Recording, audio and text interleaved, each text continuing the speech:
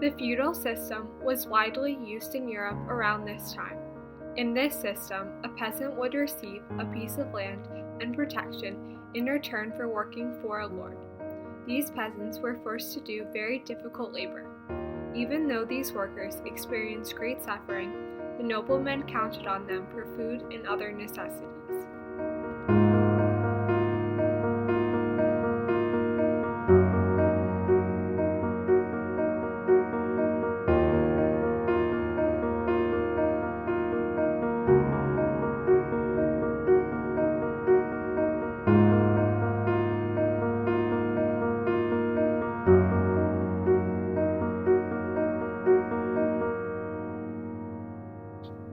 The rebellion took place in the summer of 1524.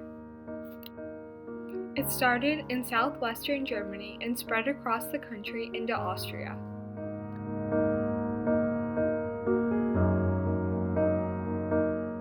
The first cause of the rebellion was the peasants' role in society. Servants or serfs had no rights within the feudal system. They were charged heavy taxes, and they had no legal rights or ways to improve their way of life.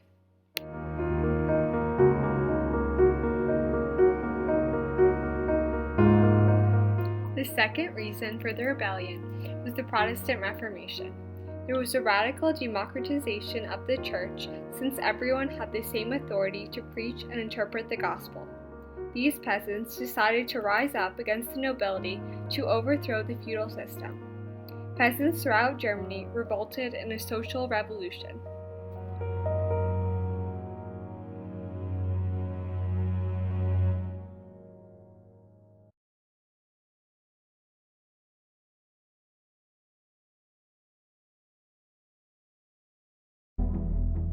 At the start of the war, the peasants wrote the 12 Articles to state the cause of their grievances and their demands to the nobles.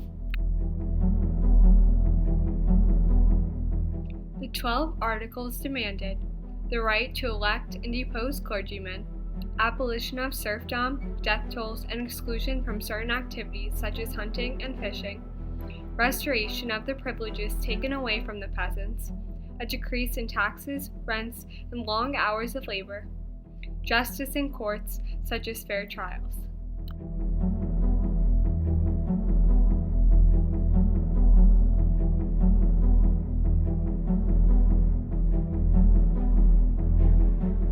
This document was printed over 25,000 times.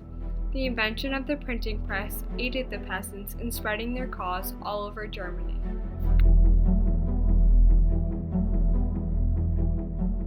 On August 24, 1524, Hans Müller gathered a group of peasants in Stühlingen. This evangelical brotherhood wanted to free the peasants of Germany. Many battles were fought, but most ended tragically for the peasants. Main battles included the Battle of Liebhelm, the Weissenberg Massacre, and the massacre at Frankenhausen.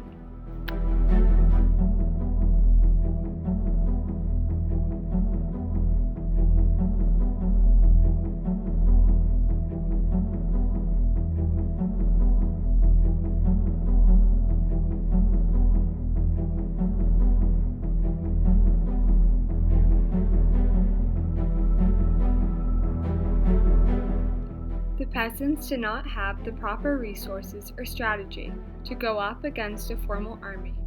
They lacked a sufficient number of weapons to defend themselves against a proper army. They were poorly trained in fighting, since most peasants had no experience in the military. They lacked the organization to effectively use their scarce materials and soldiers to beat the nobles.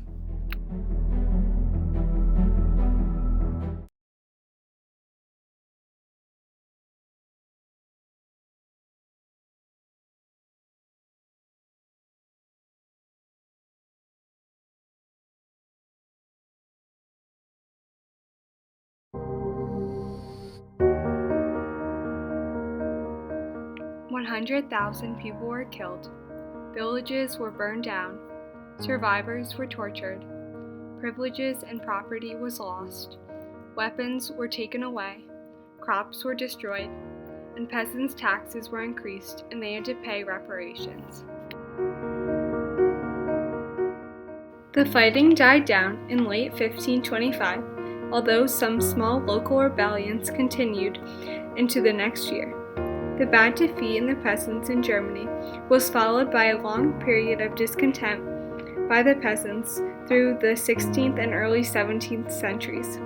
The peasants would ultimately contribute to the conflicts that later arose between Protestants and Catholics. Martin Luther versus Thomas Müntzer. Luther did acknowledge the injustices that the peasants were facing, but hated the peasants' violent response to the nobility. He strongly opposed and condemned the war because it destroyed the peace in Germany. He said, "Strike, slave front, and rear. Nothing is more devilish than sedition.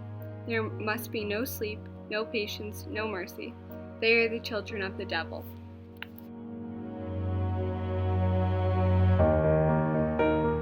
Müntzer was a prominent Protestant minister who supported the demands of the rebellion. He believed that the peasants should have more political and legal rights. He commanded local troops in Germany, and he offered them support and encouragement.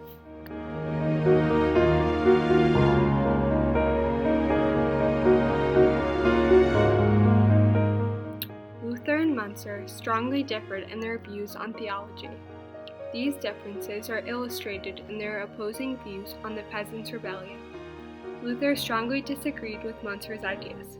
He didn't believe that the peasants should start a rebellion over the issues listed in the 12 Articles. Luther also disagreed with him on the actions the peasants should take.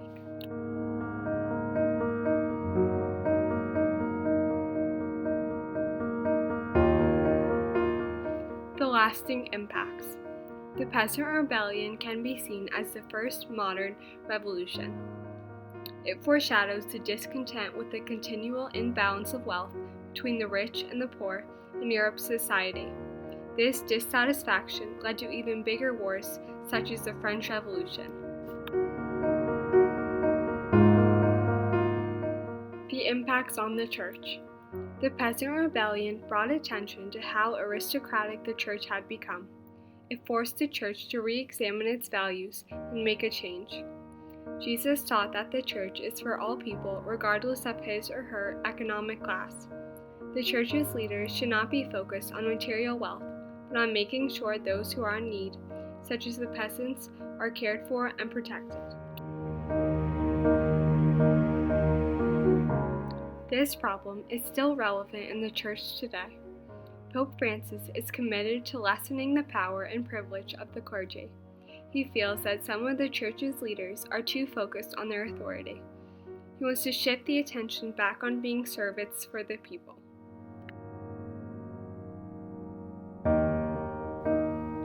Pope Francis demonstrated this message from the very beginning of his papacy. When he first appeared on the balcony after just being elected, he chose to wear a simple white cassock and his own cross instead of the usual, more elaborate vestments. This illustrates his beliefs that material goods are not what the Church is about. The focus should be on serving others.